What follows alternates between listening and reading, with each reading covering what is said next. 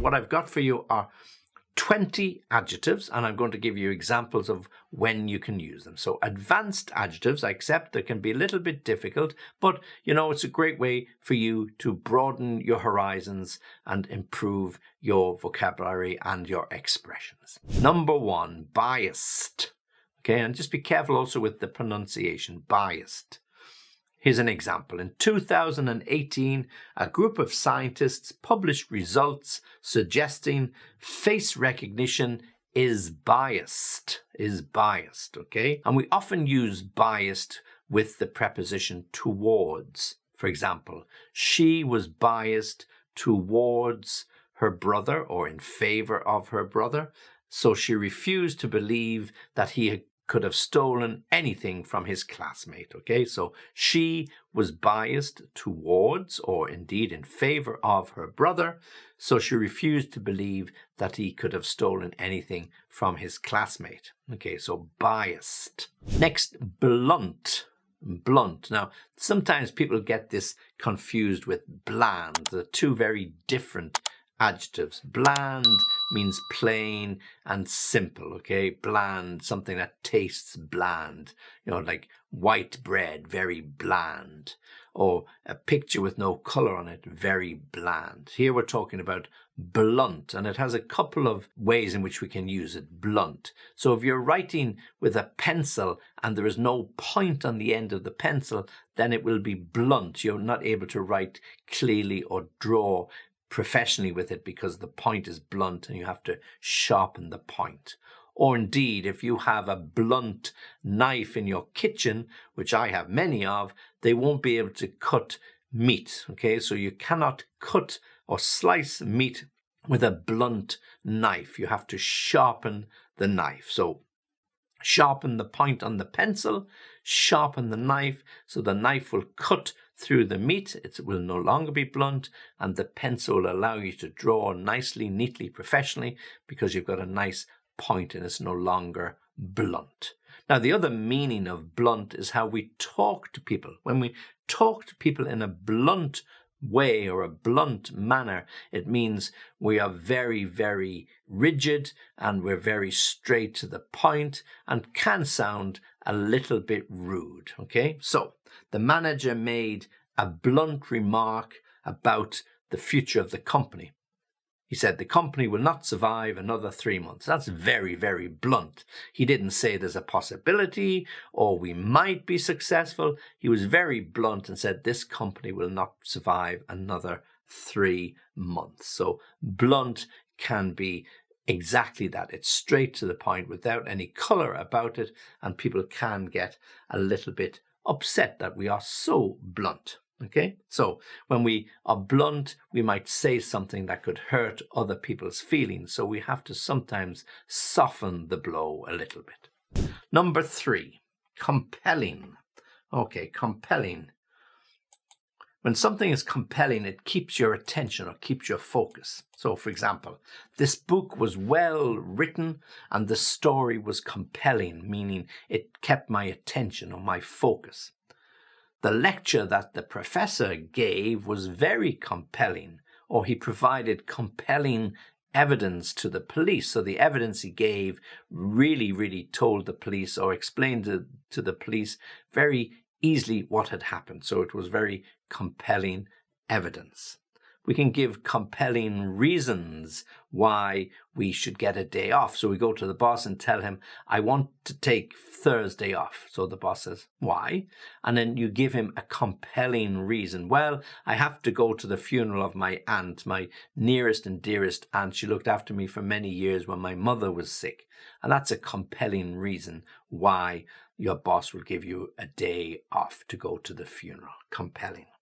Number 4, conceited.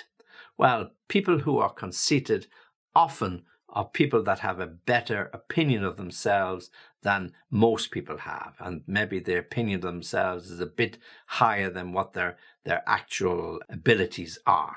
The student is was very conceited. He thought no one would get or should get a better grade than he did. Okay, so he was very conceited, had a conceited opinion, a belief that he was better than other people, when in fact he really wasn't.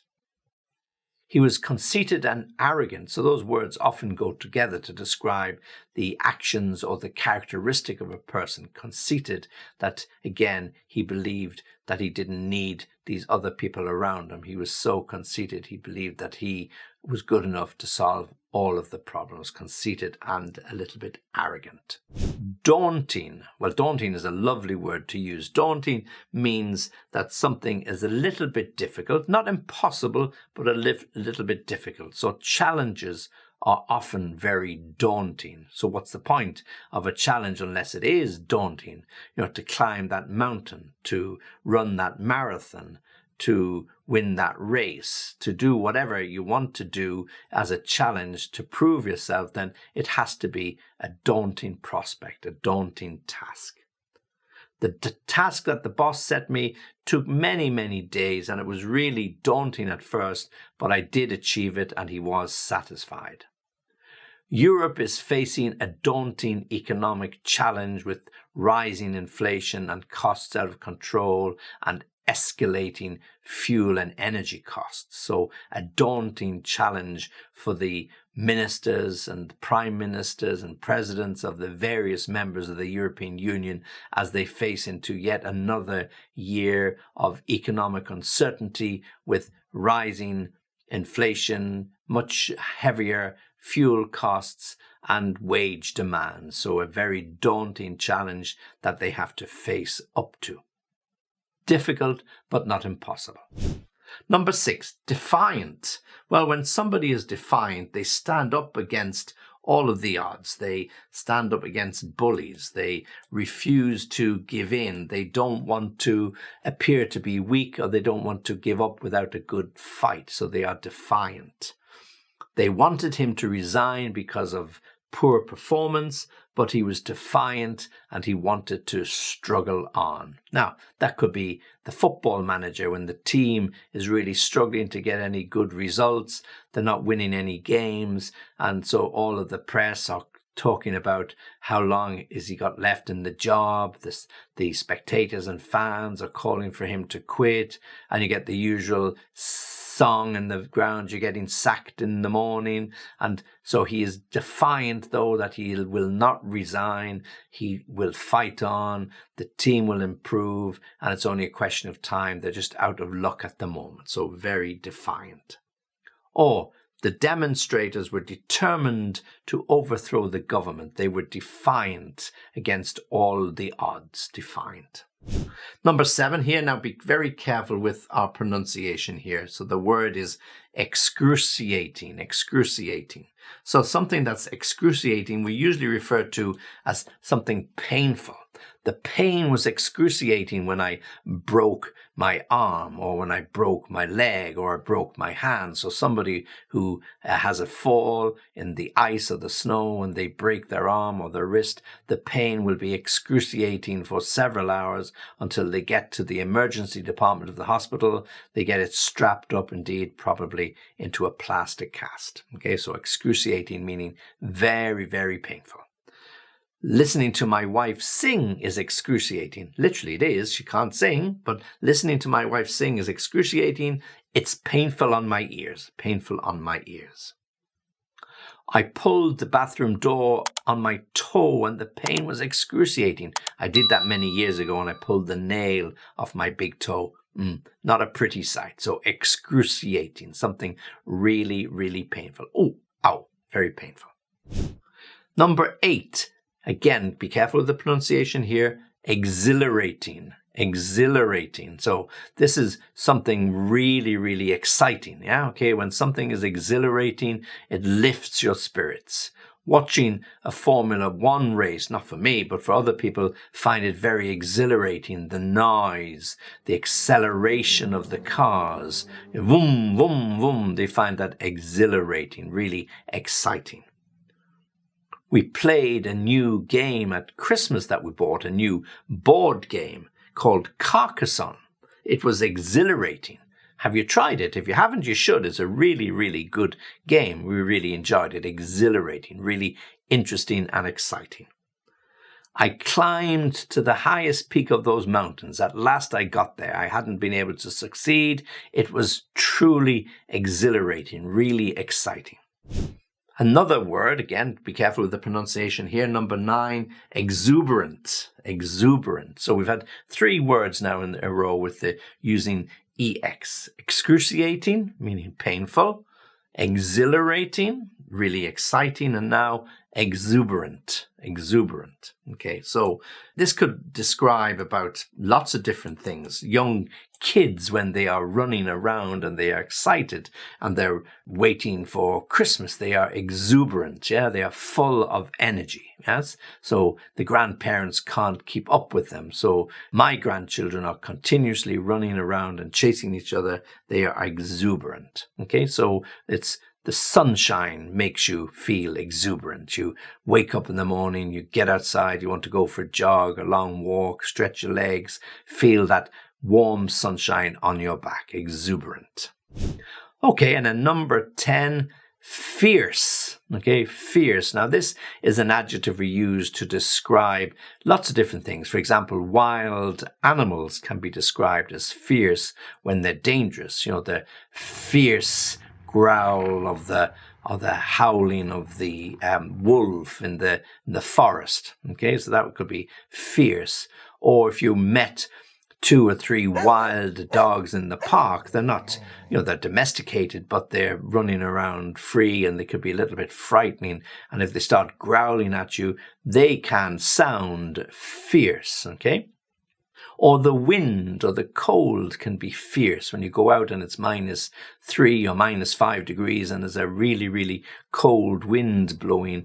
The wind was fierce. It was really, really cold. So weather conditions can be described as fierce, a fierce storm at sea and the high waves that threaten to sink the ships and cause flooding around the coastal areas. This can also be described as fierce weather conditions. Okay, well, we've reached the halfway mark. We've got 10 down, 10 to go. Now on to number 11, and the word is flimsy. Flimsy means something really, really light, very easy to tear, like a flimsy dress or a flimsy bit of paper, so easy to blow away in the wind, and the dress that's flimsy, easy to tear. You have to be really, really careful with it. Okay, so the paper bag was very flimsy. It burst and all my shopping fell onto the floor, onto the ground. So when you have a flimsy bag and you put too much in it, a couple of kilos of potatoes and something else, and it rips. Very flimsy bag. They don't make bags like they used to. Okay. Or the bedclothes were very flimsy and in nighttime it was really chilly. So you need to get out that winter duvet. It's nice and snug. Snug as a bug in a rug. Yeah, so we get the bedclothes were very flimsy. I froze during the night. Okay, so flimsy, light, thin, not holding much heat. Number 12, formidable. Now be careful again with the pronunciation here. Formidable. It's not such a difficult word, but you need to pronounce it clearly. Formidable. An opponent in a boxing match can be described as formidable if he's very strong and tough. If you ever watched the Rocky movies, his opponents in the boxing ring were always formidable, and Rocky always stumbled and stuttered, but eventually he won. Of course he did. He always won. So, but in the movies, the contestant or the opponent was formidable, strong, tough, and somebody very difficult to beat. It was a formidable challenge, but I finally finished that marathon crossword puzzle. Usually at the end of the year in some magazines or newspapers, you get a crossword puzzle 3-4 times the size of the normal ones, and they're quite a formidable challenge, quite difficult to complete. But if you've got spent plenty of time over the holidays, well, of course, then you can really, really enjoy it. So formidable. Number 13, foul. Foul, foul. Okay, so as an adjective, we're using this foul. So a foul can be a bad smell. So many of the time when you go into shopping centers or pubs in particular, and you want to use the loo, the smell in the toilets, particularly the gents' toilet, is a foul smell, a bad smell. Or if you come home from holidays and you forgot to empty the fridge, when you open it, there's something in there that smells bad. It's a foul smell. Rotten eggs, musty butter or stale bread, whatever it might be, there is a foul smell. But we can also refer to foul as the mood somebody might be in. She was in a foul mood all week. It doesn't mean she smelled badly, hopefully not, but a foul mood means a bad mood, so that when somebody says something to her, she snaps. What do you want? What do you want? Or you just don't bother going near her at all because she got a face like thunder. Yeah, so somebody not really so happy with life at that time. So she's in a foul mood. What has you in such a foul mood? The sun is shining. It's a lovely day. Don't talk to me. I'm really in a foul mood. I have been all week. So to be in a foul mood. Number 14, hostile. Okay, so when we talk about hostile, it means something that is the enemy. So hostile situation, okay, or we can have hostile language. So let me give you the examples.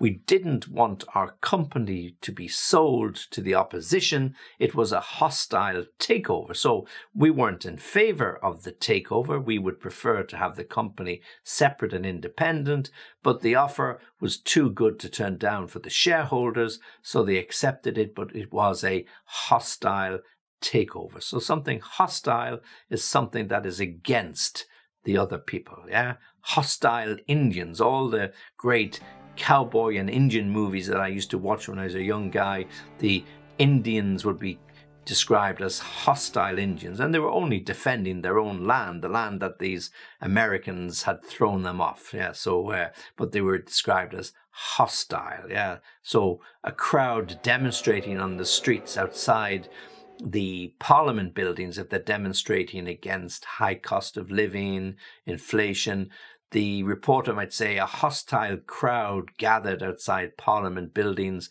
waving placards and shouting abuse at all of the government ministers as they entered government buildings. A hostile crowd. Her language is strong and aggressive. She was hostile towards me from the very beginning. So perhaps somebody you just didn't get on so well with. Hostile. Ingenious. His invention was simple, but wonderful and clever. It was ingenious. He had an ingenious solution to the problem. Something very simple, something easy to understand, but nobody else had thought about it.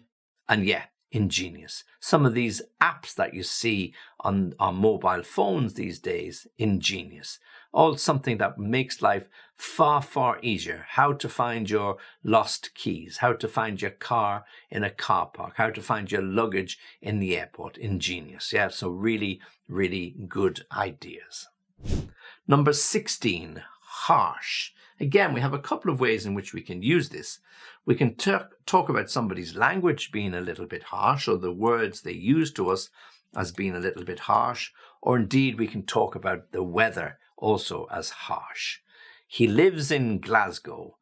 9 months of the year, the weather is really harsh, wet, cold and windy. So for those 9 months, no matter whether it's June or it's September, you have to wear a coat and a scarf all of the time. The weather conditions are harsh if you're not used to them, very harsh.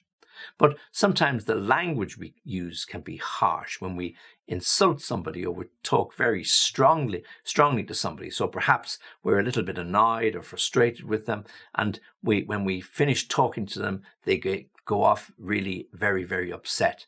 And your partner might say to you, I think you were a little bit harsh with the children. You didn't need to be so strong with them. It would have been enough just to tell them not to do it again. Okay, so a harsh lesson. So we're, when perhaps our teachers take the mobile phone away from us, it's a harsh lesson. We told you you cannot use the mobile phones in class. So when you do use it, well, it's going to be taken from you and you won't get it for a week. So that's a harsh lesson, one of life's harsh lessons. Be careful of the pronunciation. Harsh, a harsh lesson. Number 17, jinxed. When something is jinxed, it means that it's not likely to work, and it's something that even whoever touches it, it's going to break. That dishwasher, it's jinxed. Every time you put some dishes into it and you switch it on, it works 1 minute, then 2 minutes later it stops working. It's completely jinxed. Okay, so there's something wrong with it, but we don't know what it is. Or perhaps you are jinxed.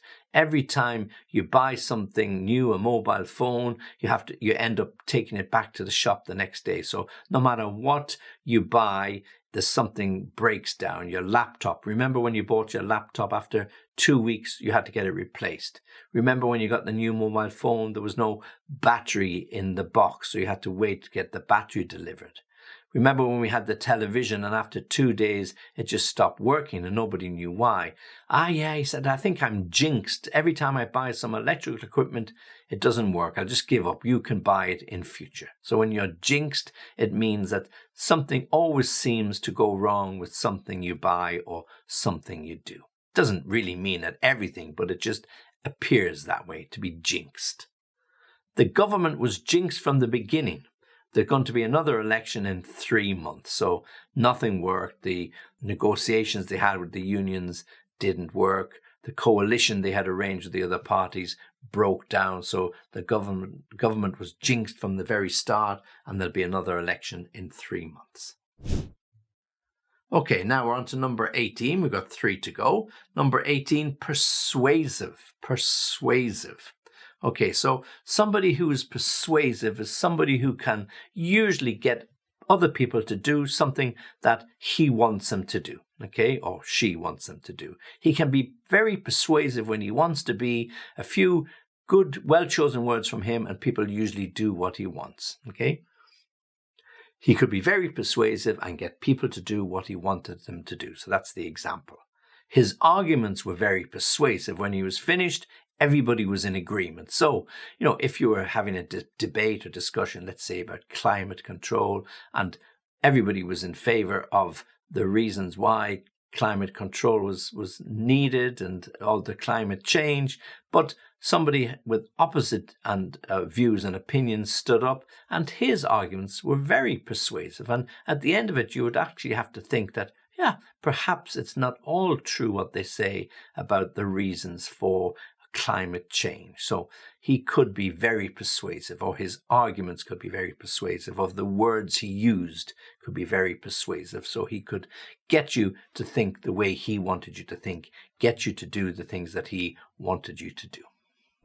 Now we have tedious. This is number 19, tedious. And tedious means something very small and difficult and complicated and takes a long, long time. So, for example, doing a jigsaw puzzle with 500 or 600 little pieces to it, extremely tedious. One of my grandchildren got for Christmas a year or so ago a jigsaw puzzle with over 500 pieces, and he asked me, could I help him? Oh my God, it took me forever. Very, very tedious, very tiring, very difficult, not so complicated, but just all these tiny little pieces that you had put together. So somebody's work can be tedious. Lots of small, boring little details to be completed. So if you're updating a computer system, if you're inputting data, it's not difficult, it's not rocket science, but it is tedious because you've got to make sure you get all the numbers, all the names,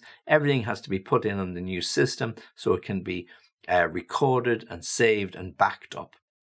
The guest speaker gave a tedious lecture with lots of numbers and data and very uninteresting facts. So you're sitting in a lecture waiting for it to finish. Wow, this is so tedious. It's like watching paint dry.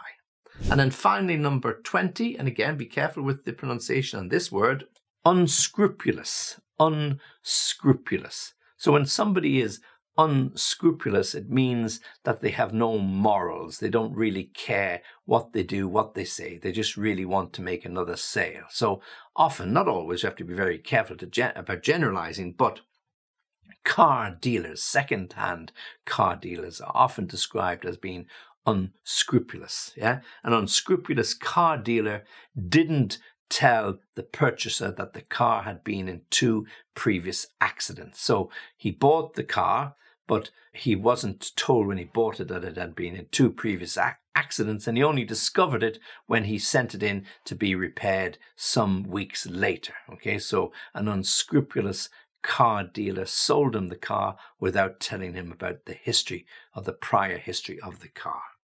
An extremely unscrupulous sales manager sold the product without providing any guarantee whatsoever. There's supposed to be a minimum 12-month guarantee, but no 12-month guarantee was provided. So the unscrupulous sales manager sold the product without offering or providing the 12-month guarantee that should have been provided. Okay, so that's the adjective unscrupulous. So there you have it. We've got 20 advanced adjectives, and adjectives, as I said, are for describing nouns.